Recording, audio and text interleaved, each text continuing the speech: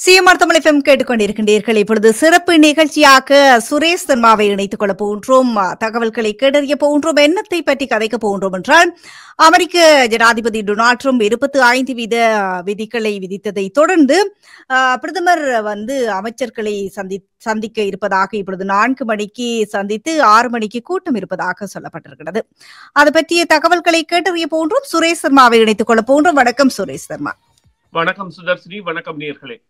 ஆமா, மீண்டும் வரவேற்கின்றோம் உங்களை நிகழ்ச்சிகளுக்கு. பிரதமர் அவருடைய அமைச்சர்களுக்கு இடையிலான அமைச்சரவை கூட்டத்தை தொடர்ந்து கனடா மீது அமெரிக்கா வரிகளை விதித்ததற்கு நாட்டின் பதில் குறித்து விவாதிப்பதற்காக பிரதமர் ட்ரூடோ 4 மணிக்கு அமைச்சர்களை சந்தித்து கூட்டம் 6 மணிக்கு இருப்பதாக சொல்லப்பட்டிருக்கிறது. இது பற்றி குறிப்பிட முடியுமா? என்னவெல்லாம் கதைக்கு போகின்றார்கள், எவ்வாறான விதிகள் விதிக்க போகின்றார்கள் அப்படின்னு சொல்லி யோசிக்கின்றீர்கள்? ஆமாம், இது எதிர்பார்க்கப்பட்டது போல இன்றைய தினம் அவர்கள் அந்த அறிவிப்பை வெளியிட்டிருந்தாலும் கனடாவிற்கு எந்த விதமான உத்தியோகபூர்வ அறிவிப்பும் இதுவரையில் வெளிவரவில்லை. இருந்த பொழுதிலும் 4ஆம் தேதி செவ்வாய்க்கிழமை இந்த வரி விதிப்புகள் இடம்பெறும் என்கின்ற அறிவிப்பு வந்திருக்கின்றது. இது நிச்சயமாக கனேடியர்களை மாத்திரமல்ல அமெரிக்கர்களை கூட பலத்த பாதிப்பிற்கு உள்ளாக்க போகின்றது என்பதுதான் இங்கே துணிந்துள்ள உண்மை. இதன் காரணமாக இது எவ்வளவு நாட்செல்லும் என்று தெரியாத இடத்து கனடாவானது உண்மையிலேயே பிற்புலத்தில் ஒரு பேண்டமிக் போன்ற, அதாவது பெரு தொற்று நோய் இடர்காலத்தில் எவ்வாறு நிலைமைகளை கையாண்டதோ அவ்வாறான ஒரு கையாளுகைக்கு தன்னை தகுதிப்படுத்தி இருந்தாலும் அது நேரடியாக பொருதுகின்ற மோதல் என்பது எவ்வாறு இருக்கும் என்றால், வரிகளுக்கு அவர்கள் விதிக்கின்ற வரிகள் போலவே இவர்களும் வரிகளை விதிப்பதற்காக நீங்கள் குறிப்பிட்டது போல அமைச்சர்களுடனான கலந்த ஆலோசனைகளை முடித்து இப்பொழுது 4 மணிக்கு முதல்வர்களுடனான கலந்த ஆலோசனையில் பிரதமர் ஈடுபட்டிருக்கின்றார். 6 மணி அளவில் பொதுமக்களுக்கான அறிவிப்பு வரும் என்று எதிர்பார்க்கப்படுகின்றது. இங்கே குறிப்பிடப்பட வேண்டிய விடயம் என்னவென்று சொன்னால், இந்த வரி விதிப்பு என்பது 1 மாதம் 2 மாதம் என்றால் தாக்கு பிடிக்க முடியும், தொடர்ந்து என்றால் தாக்கு பிடிக்க முடியாத அளவு நிலைமை செல்ல போகின்றது. இது 2 தரப்பிற்குமாக இருந்த பொழுதிலும் இங்கே குறிப்பிட்டு கூற வேண்டிய விடயம், கனடாவானது அமெரிக்காவுடன் இந்த வர்த்தக நடவடிக்கைகளை மேற்கொள்கின்ற நாடுகளில் 3வது இடத்தில் உள்ளது. 1வது இடத்தில் மெக்சிகோவும், 2வது இடத்தில் சீனாவும், 3வது இடத்தில் கனடாவும் இருக்கின்றது.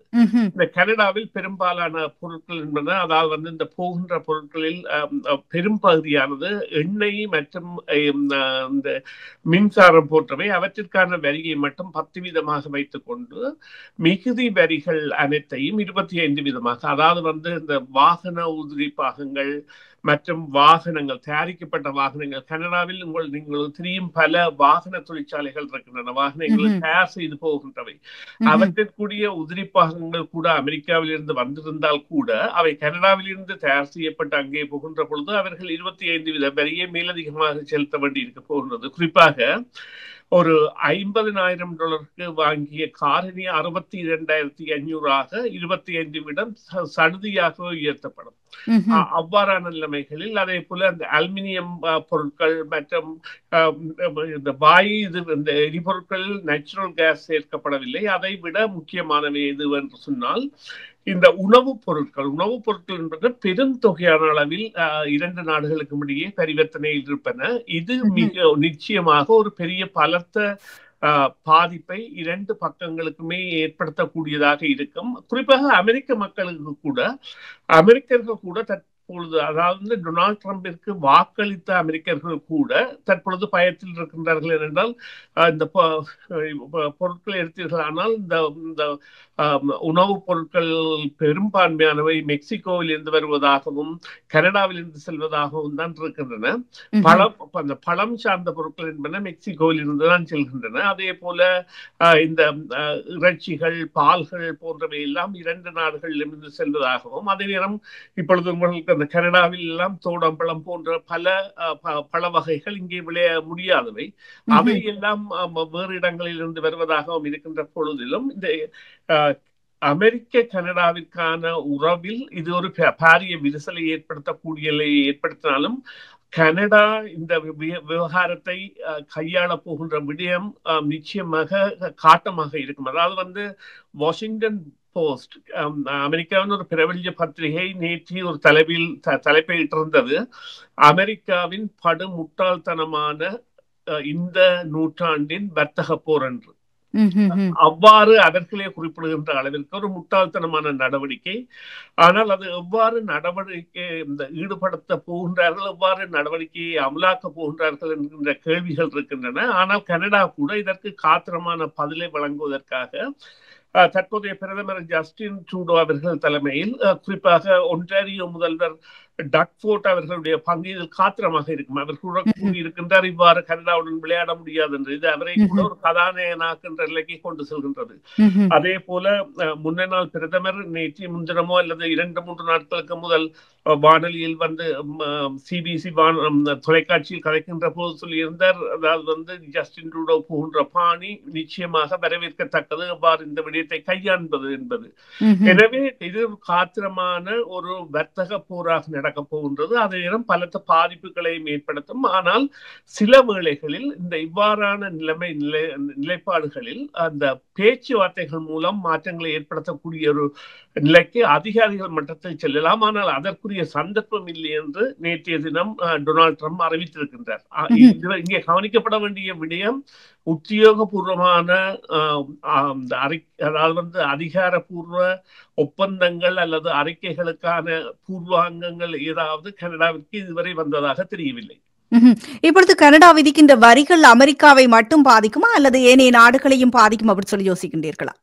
இல்லை, கனடா நேரடியாக அமெரிக்காவுடன் தான் வரிகளை விதிக்க போகின்றது. அமெரிக்காவில் இருந்து இறக்குமதி செய்கின்ற பொருட்களுக்கும் இதே அளவான வரிகள் விதிக்கப்படுகின்ற பொழுது அங்கே நிலைமைகளில் மாற்றம் ஏற்படக்கூடிய சாத்தியக்கூறுகள் இருக்கின்றன. அத்துடன் கனடா என்பது அமெரிக்காவிற்கு மிகவும் வேண்டிய ஒரு நாடு, அதை விட நேட்டோவில் மிகவும் பங்கு வகிக்கின்ற நாடு. எனவே பிரதமர் அல்லது கனேடிய உயர்மட்ட குழு இந்த விவகாரத்தை நேட்டோ போன்ற அமைப்புகள் மற்றும் ஐரோப்பிய யூனியன் போன்ற அமைப்புகளில் கூட விவாதிக்கக்கூடிய விவகாரமாக இது மாறும். ஏனென்றால் நாங்கள் வேறு இடங்களை தேடி நாட வேண்டிய தேவையை இது ஏற்படுத்தியுள்ளது. நேரடியாக மெக்சிகோவில் இருந்து இப்பொழுது பார்த்தீர்களானால் பல புதிய வர்த்தக திறப்புகள் என்னென்ன ஏற்கனவே மேற்கொள்ளப்பட்டு விட்டன. அந்த எங்களுடைய அந்த பொருட்கள், உணவுப் பொருட்கள் போன்றவற்றை எடுப்பதற்காக அவ்வாறானவற்றில் பலத்த முன்னேற்றங்கள் ஏற்படக்கூடிய சாத்தியக்கூறுகள் இருக்கின்றன. அதைவிட உள்ளூர் உற்பத்தி, அதாவது கனடாவில் உண்மையிலே 5% நிலம்தான் விவசாயத்திற்கு பாவிக்கப்படுகின்றது. அதையெல்லாம் மாற்றங்கள் ஏற்படுத்தக்கூடிய நிலைகள் பல தன் மயமாகவே ஏற்படுத்தும். அதே போல கோழி வளர்ப்புகள் மற்றும் மிருக வளர்ப்புகள் எல்லாம் மேலும் அதிகரிக்கப்படக்கூடிய சாத்தியக்கூறுகள் எல்லாம் இருக்கின்றன.